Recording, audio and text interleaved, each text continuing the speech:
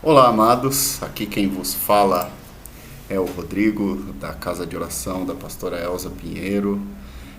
Eu sou mais um apaixonado pela palavra de Jesus, um praticante assíduo dos ensinamentos dele, lógico que com as minhas grandes limitações e com o perdão e o mérito de Cristo na cruz por mim, mais um amante, um filho que quer honrar o pai, né? Então, a pastora Elza me pediu para fazer um breve videozinho explicativo, né, ainda que rápido, sobre dois temas que andam juntos e são consonantes, né? Na verdade, a Bíblia e a palavra de Deus, ela toda se encaixa, né? A gente costuma falar que na Bíblia, na palavra de Deus, a gente encontra a resposta para tudo na vida, né? Então, nesse vídeo rápido aqui, eu quero trazer para vocês alguns conceitos sobre cura e libertação. Então, o primeiro ponto, acho que a primeira passagem que a gente sempre ouve em alguma pregação a respeito de libertação é essa aqui, ó. E disse Jesus aos judeus que haviam crido nele: se vocês permanecerem firmes na minha palavra, verdadeiramente serão meus discípulos e conhecerão a verdade vos libertará. Aí referência a João 8, 31, 32. É interessante que parece, e Jesus deixa muito evidente, quando a gente lê esses dois versos de João lá, que ele deixa claro que a libertação é para aquele que permanece crendo. A libertação é para aquele que é realmente discípulo. A libertação e é livre quem realmente pratica os ensinamentos e pratica o que Deus ensina. O filho é aquele que é guiado pelo Espírito de Deus. Então, o discípulo, o praticante da palavra de Deus, esse sim experimenta a liberdade. Porque Deus, ele nos tira do cativo dos nossos pensamentos pessimistas, do cativo da nossa ansiedade em relação ao futuro, do cativeiro em relação ao que pode acontecer, o que não pode acontecer, do cativeiro em relação ao olhar tudo dando errado à nossa volta, né? Então, ele coloca dentro da gente o Espírito Santo, que é o Espírito da fé, na medida que a gente crê em Jesus e confessa Ele como nosso Senhor e Salvador, no sentido de enxergar o futuro além dessas circunstâncias. Então, independentemente do que esteja acontecendo, o que pratica o que a palavra de Deus ensina, ele consegue avançar na caminhada de fé. E será que eu que sou um crente dessa palavra de Deus, será que eu que sou um praticante dessa palavra, eu realmente tenho autoridade para impor a mão sobre alguém e declarar sobre a vida dela cura sobre o físico dela, sobre o corpo físico dela, sobre alguma enfermidade que ela esteja passando? Será que a Escritura consegue trazer alguma evidência clara de que eu, como crente em Jesus, como discípulo dele, como praticante da palavra dele, tenho essa autoridade? Olha só o que Jesus mesmo disse em João 14, 12, 14. Digo-lhes a verdade, aquele que crê em mim fará também as obras que tenho realizado, fará coisas ainda maiores do que essas, porque eu estou indo para o Pai, e eu farei o que vocês pedirem em meu nome, para que o Pai seja glorificado no Filho, e o que vocês pedirem em meu nome, eu o farei. Isso não significa que você vai impor as mãos sobre todas as pessoas, declarar que todo mundo vai ficar rico, que você mesmo vai ficar milionário da noite para o dia usando o nome de Jesus, que você não vai ter mais nenhum tipo de problema daqui para frente, até porque isso aí vai estar totalmente desalinhado com o propósito e o plano de Deus para a tua vida. Isso não significa que Deus não quer que a gente prospere, que Deus não quer que a gente tenha paz, que a gente não tenha abundância em nossa vida. É óbvio que Deus quer isso para nós. Só que a maneira como Deus escolhe nos usar é diferente para cada pessoa aqui na Terra. Cada um tem um propósito e um plano para a obra de Deus aqui, né? Se você foi escolhido para ser um médico, se você foi escolhido para ser um engenheiro, se você foi escolhido para ser um pastor, esse é o desígnio e o propósito de Deus para a sua vida. Vale e cabe a você fazer essa investigação com você e Deus para realmente afinar esse propósito, se é isso mesmo que Ele quer de você aqui na Terra, né? Mas tá, se perdimos em nome de Jesus, então eu posso realmente me ver livre. Somente por Jesus a gente chega a Deus. Ele é o caminho, a verdade e a vida, igual eu falei antes, né? E pela obra e tudo que nos ensinou, somos feitos filhos de Deus. ao crermos nele e praticarmos o que nos é ensino. Ou seja, Jesus veio, foi crucificado como cordeiro mudo lá na cruz, para nos dar uma condição de autoridade, acesso a Deus diferenciada.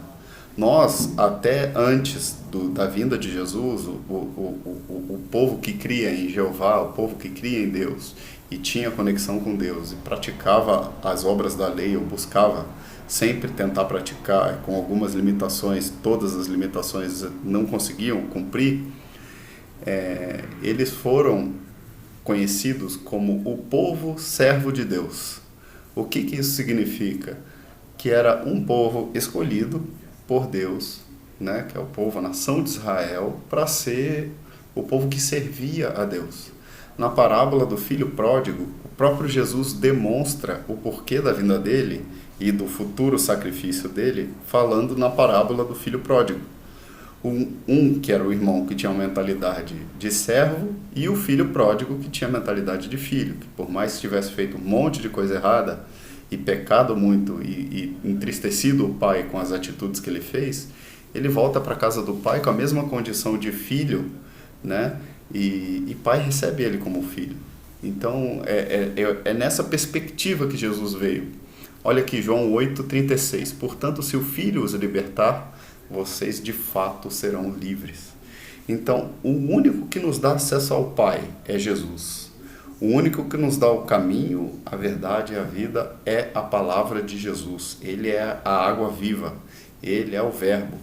Então, somente pelo crer na obra dele e pelo fato de entendermos e nos chegarmos mais a ele é que realmente seremos livres, né? Ou seja, praticando aquilo tudo que ele nos ensinou, né, de maneira maravilhosa, de maneira sábia, de maneira mansa, realmente nós vamos ser livres, né? Mas eu não quero ser um filho que não sirvo para nada, eu ainda quero servir, eu quero honrar essa maravilha que Jesus fez por mim, esse preço que ele pagou por mim. Qual é o meu papel? O que Deus então quer de mim a partir de agora? Qual o que eu devo fazer daqui para frente? Qual é o próximo passo? Então, tem uma passagem de Mateus 10, 7, 8 que diz o seguinte: por onde forem, preguem essa mensagem. O reino dos céus está próximo. Curem os enfermos, ressuscitem os mortos, purifiquem os leprosos, expulsem os demônios. Vocês receberam de graça, deem também de graça. Então, é interessante que tem uma passagem, eu não coloquei aqui no texto, que Jesus fala que não é o simples fato de você ir responder um apelo na igreja, aceitar Jesus lá na frente, ele escolheu você. Afinal, Deus não é bobo. Para ele dar um presente de graça para alguém, ele tem que ter a certeza, ele sabe disso, Deus sabe de todas as coisas, de que aquela pessoa, aquele filho escolhido dele, vai usufruir muito bem aquele presente, né, que foi dado de graça. Então, se eu sou escolhido discípulo, sou escolhido como filho, eu recebi esse presente que é a obra de Jesus na minha vida de graça. Eu vou usar essa graça que é abundante na minha vida para também transbordar para os outros. Então, eu pela fé, eu curo enfermos, eu ressuscito morto, eu purifico leproso, eu expulso demônio. Tudo isso usando o nome de Jesus e coisas mais ainda que ele mesmo falou no começo, que realmente são impressionantes, mas que têm o propósito de glorificar o Filho no Pai, né? Jesus mesmo falou: eu não vim aqui para fazer a minha vontade, homem Jesus, eu vim para fazer a vontade do meu Pai. Então, durante 3 anos do ministério dele, ele buscou fazer o propósito e cumpriu literalmente e ipsis literis, totalmente correto, o propósito de Deus para a vida dele, né? Para a nossa vida, né? Humanos, né? Ele era o Messias, né? Ele é o Messias, porque ele ainda vive, né? Essa é uma das minhas e suas responsabilidades, esse senso de propósito que qualquer discípulo precisa praticar em sua vida de fé. Veremos o poder e a maravilha que é o agir de Deus num filho. Um exemplo eu coloco aqui numa passagem de Atos dos Apóstolos, que fala o seguinte: quando a multidão ouviu Filipe, viu os sinais milagrosos que ele realizava, deu unânime atenção ao que ele dizia.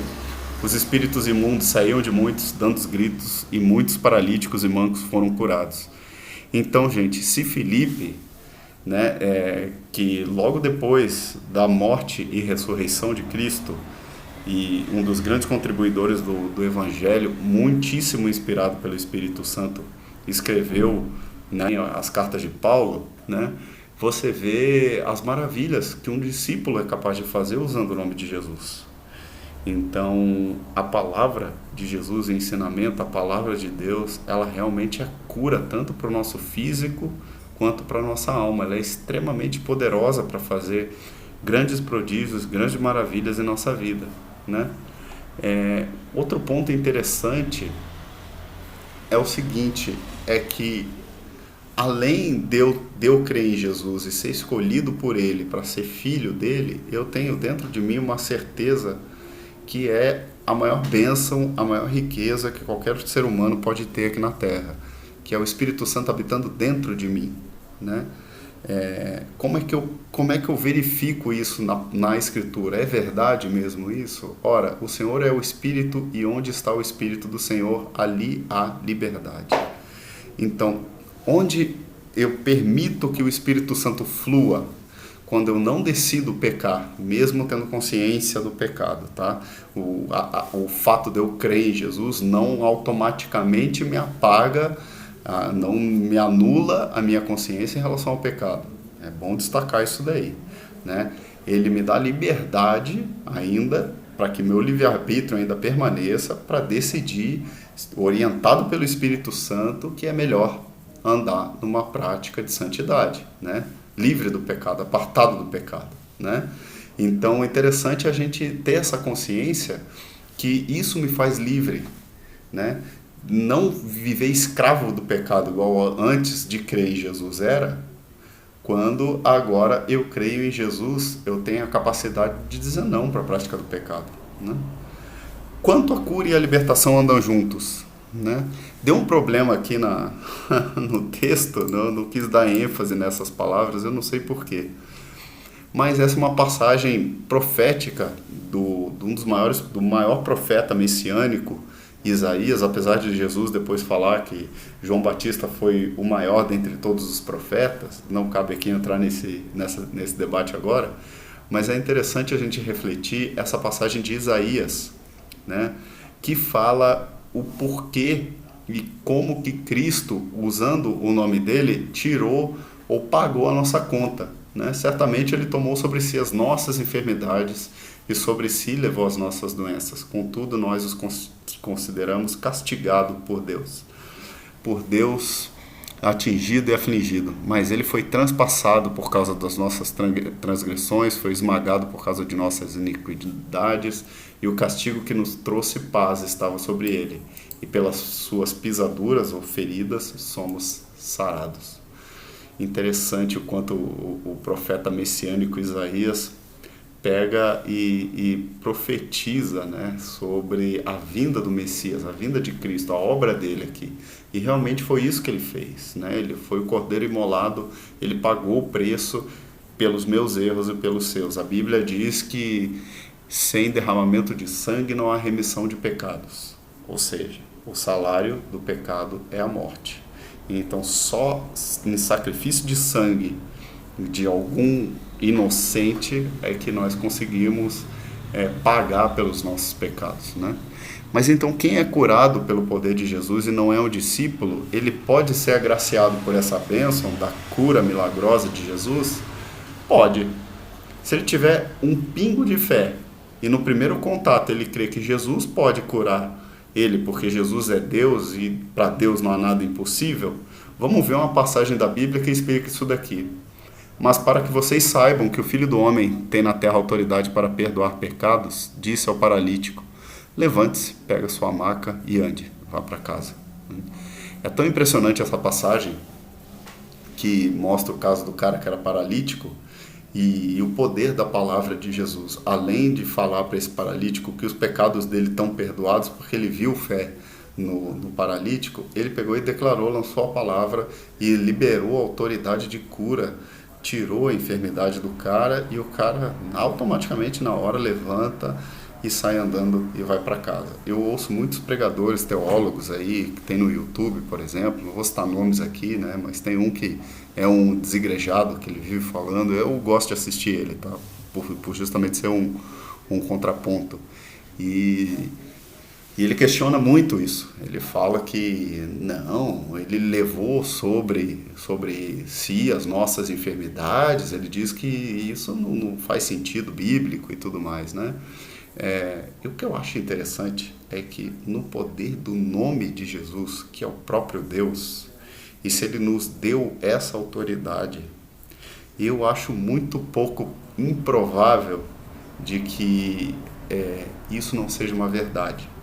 Isso não seja uma verdade que eu, como filho, discípulo e crente nele, não posso impor as mãos e curar um enfermo, que eu não posso ressuscitar um morto.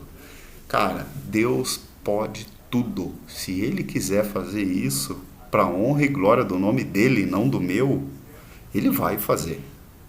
Então não queira limitar o poder de Deus à sua mera teologia. O poder de Deus é muito mais do que a nossa mente consegue alcançar, ler ou entender que está escrito na Escritura. Muito das maravilhas que Deus faz, a Escritura nem contempla. Afinal, a gente sabe de registros históricos que os próprios discípulos relatam que tinha tanto milagre, tanta cura que Jesus fazia que não dava nem cabo de escrever, né? Anotar e registrar tudo que ele fazia de maravilha, né? Então, esse cara que é ímpio, com um simples lapso de fé, pelo poder no nome de Jesus, ele é livre de uma enfermidade, né? Então olha que interessante essa passagem de 1 Pedro 2,24. Ele mesmo levou em seu corpo os nossos pecados sobre o madeiro, a fim de que morrêssemos para os pecados e vivêssemos para a justiça. Por suas feridas fomos sarados. Interessante como bate com a profecia do profeta Isaías, o que Pedro falou, né? O que Pedro registrou, né? É interessante isso, né? Que ele testifica a presença e o cumprimento da profecia do profeta messiânico que era Isaías, né? Então é interessante que, a fim de que morrêssemos para os pecados e vivêssemos para a justiça. Mas que justiça é essa? Justiça dos homens? Eu vou fazer justiça com todo mundo? Não. Para a justiça é aquele que pratica as obras de justiça à luz dos olhos de Deus. E quando a gente vai ver o que é o praticante das obras de justiça, é aquele que realmente é inspirado pelo Espírito Santo e obedece o que o Espírito Santo orienta a fazer. Isso é ser justo. Nós somos justificados pela nossa fé, né? E é interessante porque a Bíblia relata algumas passagens do Antigo Testamento de grandes nomes da fé, Abraão, por exemplo, Moisés e tudo mais, e você fica pensando, eles foram salvos? Óbvio que foram salvos, a fé deles justificou eles. Não tinha vindo Jesus, ainda não tinha morrido pelos pecados dele. Você acha que Deus, na sua maravilhosa e gigantesca glória, ia escolher, naquela época o Espírito Santo era dado sob medida para alguns profetas, para alguns escolhidos? Você acha que ele não ia escolher a pessoa correta para ele dar esse presente, que é o contato imediato dele com essa pessoa para falar a todos os homens? Então reflita um pouco, né? Boa parte do evangelho pregado por Cristo consistia no desejo interior para manifestar em cada crente de deixar ser governado ou vinda do reino pelo propósito e vontade de Deus, capacitado para cumprir pelo Espírito Santo, que é conhecido como Espírito da fé. Então, quando Jesus começa a pregar o seu evangelho, ele vai por toda a Galileia, ensinando nas sinagogas, pregando as boas novas do reino e curando todas as enfermidades e doenças entre o povo. Notícias sobre ele se espalharam por toda a Síria e o povo lhe trouxe todos os que sofriam de vários males e tormentos, endemoniados, loucos e paralíticos, e ele os curou. Então, além da cura física que a palavra, que a água viva, que é Jesus, traz para a nossa vida, ela traz curas profundas, gente. Ela traz cura naquilo que é o mais doloroso da gente conseguir atingir, que é o nosso coração. Então, tudo aquilo que você pensa, tudo aquilo que você deseja, tudo aquilo que você sente de dor. Por exemplo, eu ouço relatos de pessoas falando, Rodrigo, não existe uma dor tão maior do que perder um ente querido. O que poderia amenizar essa dor? Existe alguma droga psiquiátrica? Existe algum anestésico para essa dor? Eu digo, o anestésico é o invadir do Espírito Santo. Lógico que ele entra pedindo licença no teu coração e o conforto de Deus dentro de você. Então, a palavra dele ela é tão poderosa, quando ela entra em você, ela muda a tua maneira de pensar e ela cura esses sentimentos. Ela cura essa dor profunda de perda de alguém, essa cura profunda de você sentir que você não é amado, que você é um esquecido, de que você não é um escolhido. Então, quando ela entra dentro de você, ela vira uma certeza dentro do teu coração e das tuas atitudes, ela tem um poder enorme e mais profundo de fazer uma cura, né? Mas será que existe algum limite, né, para aquele que crê em Deus? Será que existe algum limite para esse poder de Deus sendo usado através de nós? O limite geralmente é dado por aquele filho até onde ele crê no que Deus pode fazer. Porque não existe limite para Deus. Deus é ilimitado, né? Então a gente vê uma passagem em que Jesus cura no sábado de Lucas 13, 13, né? Que era num sábado. E no sábado todo judeu tinha aquela coisa de guardar o sábado, de não fazer nenhum trabalho. Era uma questão muito voltada à obediência da lei, até pelo simples fato de eles terem saído dos 400 anos de escravidão do Egito e Deus determinar para eles: agora vocês não têm mais a mente de escravo, eles, né, reservem um dia para descanso, para louvar o Senhor, para se dedicar ao Senhor. Então, o que não é escravo, ele tem um pensamento livre, ele tem um pensamento de liberdade, de descanso na fé do Senhor, que enquanto você dorme, Deus trabalha a teu favor. Então, esse tipo de pensamento, de maneira de pensar que Deus coloca na nossa mentalidade humana, né? Hoje a gente vê pessoas que trabalham 14 horas por dia, home office, remotamente, o cara trabalha, estuda, faz curso online, vai para a faculdade e tenta ir para academia, ele tenta fazer milhões de coisas ao longo do dia. Quanto dessas coisas são exclusivas de tempo que ele precisa fazer para dedicar ao sacerdócio? O que é o sacerdócio? É o tempo único dele com Deus. Então, quanto que é desse tempo que é essa dedicação, né? Eis a questão. Será que ele está tendo um pensamento de livre ou de escravo, né? Então, como é que eu acesso tudo isso? Como que eu acesso esse poder de fé maravilhoso? Como é que eu pratico isso? A gente sabe que a fé vem pelo ouvir e ouvir a palavra de Deus. Quanto mais eu me encho, quanto mais eu descubro o que Deus tem para mim, mais eu manifesto e aumento a minha fé, digamos assim. Lógico que eu preciso praticar algumas coisas, igual perdão, eu preciso amar incondicionalmente, igual Jesus nos amou, né? E principalmente, eu tenho uma dica interessante de Mateus 9:2 que diz o seguinte: alguns homens trouxeram-lhe um paralítico deitado em sua maca. Vendo a fé que eles tinham, Jesus disse ao paralítico: tenha bom ânimo, filho, seus pecados estão perdoados. A fé desse paralítico justificou ele, né? Eles descem esse paralítico de uma maneira bem inusitada até Jesus numa cama, no meio de uma multidão, né? Porque estava difícil deles conseguirem acessar para Jesus fazer o milagre na vida do cara. E além de libertar ele dos pecados, esse paralítico, ele também é curado da sua deficiência física, de uma maneira bem sobrenatural, maravilhosa e impressionante. Por quê? Porque simplesmente ele deu um passo de fé. Então, o que Deus quer de nós não é uma relação passiva. Você, simplesmente pelo fato de crer em Jesus, você espera que você não precisa fazer nada, né? Deus espera de nós relacionamento, Deus espera de nós interatividade, Deus espera de nós proatividade. E foi isso que esse paralítico fez, com uma ideia extremamente criativa, para manifestar a fé dele perante a Jesus e perante a todos, né, que viram o poder de Deus sendo manifesto ali na hora, né? Mas essa retirada de pecados por crer em Jesus simplesmente me liberta, né? Olha que coisa poderosa. Os cegos veem, os aleijados andam, os leprosos são purificados, os surdos ouvem, os mortos são ressuscitados e as boas novas são pregadas aos pobres. Eu deixei em negrito essa passagem, as boas novas são pregadas aos pobres, porque muitas pessoas acham que esses pobres eram aquelas pessoas que não têm muito recurso, que não tem muito dinheiro, que passa necessidade e tudo mais, né? Esse pobre é aquele pobre de espírito, né? E o interessante é que quando Jesus fala lá da constituição do reino dele, do governo dele dentro de nós, que é o desejo de Deus, que Deus nos governe para que sejamos livres, ele fala o seguinte lá no Sermão do Monte, né? Bem-aventurados os pobres de espírito, porque deles é o reino dos céus. Olha que interessante, né?